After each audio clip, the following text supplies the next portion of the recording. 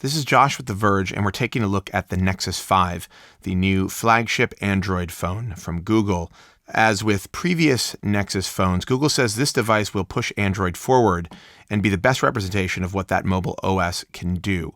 It comes with the newest version of Android 4.4, better known as KitKat, coupled with by far the most advanced hardware the Nexus lineup has ever seen. The Nexus 5 shares a lot in common with LG's recent flagship G2, though there are notable differences here as well.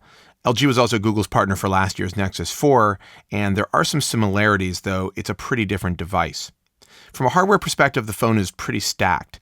It has a 5-inch 1080p display, Snapdragon 800 processor, 2 gigs of RAM, and 16 or 32 gigs of storage. The display, first and foremost, is gorgeous. It's big, bright, accurate, and incredibly crisp. Although it does appear ever so slightly washed out compared to an AMOLED display or even the iPhone's Retina screen. A lot of what Google is doing with KitKat is designed for big displays like this, and the Nexus 5 shows it off perfectly. The body around the display is nice too, but it's not exactly what I'd call eye-catching. It comes in black or white. I prefer the softer, cleaner matte black version, and it's mostly just a rectangle. It's got curved sides and a more angled top and bottom, and fits really nicely in your hand as long as you have a big hand, but it does feel better than a lot of 5-inch phones, although it is pretty big. Coming from the Moto X or the iPhone, it'll be a noticeable change.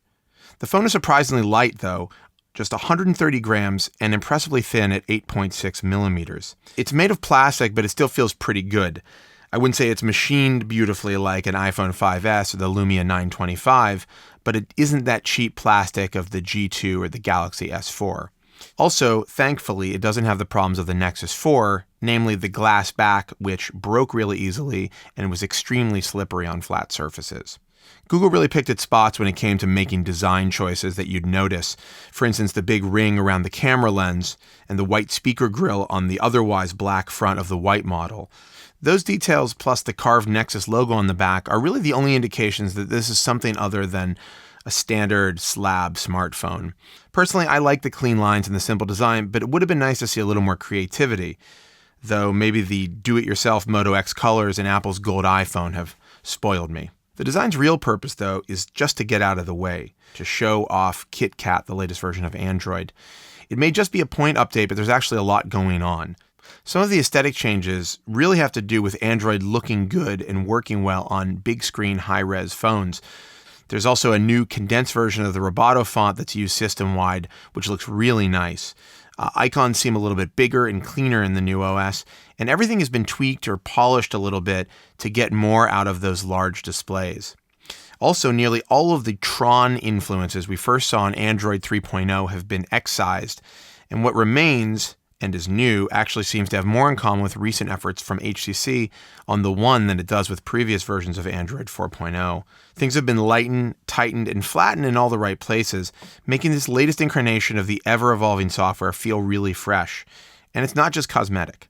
Google search is all over KitKat, more than ever. Google Now is a left swipe away from your home screen as opposed to the gesture that had brought it up before, and all you have to say is OK Google to start doing a search when you're on the home screen. The voice-activated features aren't nearly as powerful or useful as the Moto X, but they're a nice touch here, and they're definitely an improvement to what you could do with Android before this version. You can now search keywords right within the dialer of the phone, which is sort of like having a phone book in your phone book. It's pretty handy. There's a new unified file picker, and there's a unified way to print from your phone or even control your TV. Android is tighter, simpler, and more unified everywhere. And though the general UI hasn't changed dramatically, the visual tweaks and functional additions continue Android down a really smart path. The new Hangouts could be viewed as the flagship feature of KitKat. It now integrates SMS, and it's the default messaging app for Android, which means you can send text, instant messages, voice calls, and video calls all from the same place. It's a great idea, but a really clunky execution. If you're talking to someone via Hangouts and then you text them via SMS, it starts an entirely new separate conversation. I got stopped up a few times when I was testing the phone just trying to figure out what was going on, where my conversations were happening. Coupled with the fact that Google still doesn't group separate accounts into a single stream, it makes things really puzzling at times. Hangout issues aside, KitKat is a really solid improvement, and the Nexus 5 shows it off well. KitKat's also designed to be used on lower memory devices, but that's not exactly a problem here. With the Snapdragon 800 and 2 gigs of RAM, the phone screams. It plays heavy games well, opens and closes and switches between apps with no lag. And while there are still some minor scrolling issues when you're trying to tear through a long page, particularly in Chrome, that seems more to do with buffering than it does actual graphics performance.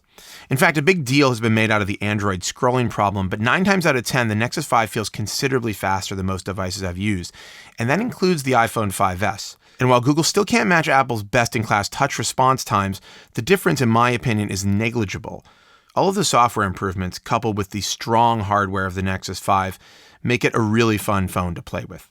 On brass tack stuff, call quality is solid, though the speaker could be a little bit louder.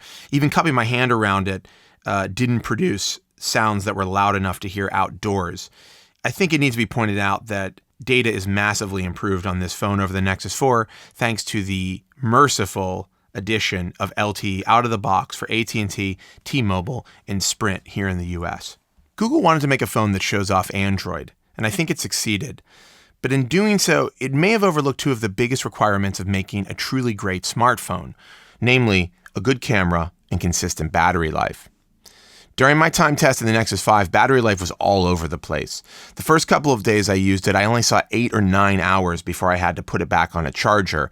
The following days, it got better, 10 and even 16 on one day, but those are pretty inconsistent numbers. And then there's the camera, which was a problem with the Nexus 4 and is a problem again here.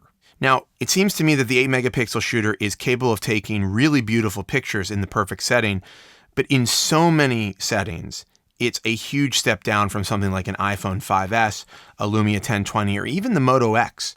It takes photos and video with too little contrast, too little saturation, and too little color when you can get the camera to focus at all. Low light performance isn't exactly poor, but getting it to snap the picture you want at the moment you want will drive you nuts. The camera app can be absurdly slow to focus and even slow to launch in the first place, which makes the Nexus 5 as a camera an exercise in frustration. It instills basically no confidence, so you'll find yourself just expecting to take a bad photo. Side by side with almost any other flagship phone, its camera doesn't hold up. Google says that software, not hardware, is to blame for the weak performance, but that doesn't change the fact that out of the box, using the camera on this phone almost guarantees poor shots, which is ironic for a device which Google is marketing as a picture-taking, never-miss-a-moment phone. I spoke to reps at Google, and they said that fixes are coming and that the focus time and low-light performance will improve, but there's no word on how soon that'll happen or how good these tweaks will be. And if you buy this thing right now, the camera performance leaves a lot to be desired. If Google is really serious about the Nexus program, it needs to build more than just a great way to hold the latest version of Android in your hand. It needs to build the best all-around smartphone, one that actually competes for the hearts and minds of customers who would otherwise buy an iPhone or a Galaxy S4. Google has gotten really close with the Nexus 5, and if it can fix some of the problems that I've seen with the phone, particularly the camera, it could be there, but it's not there yet.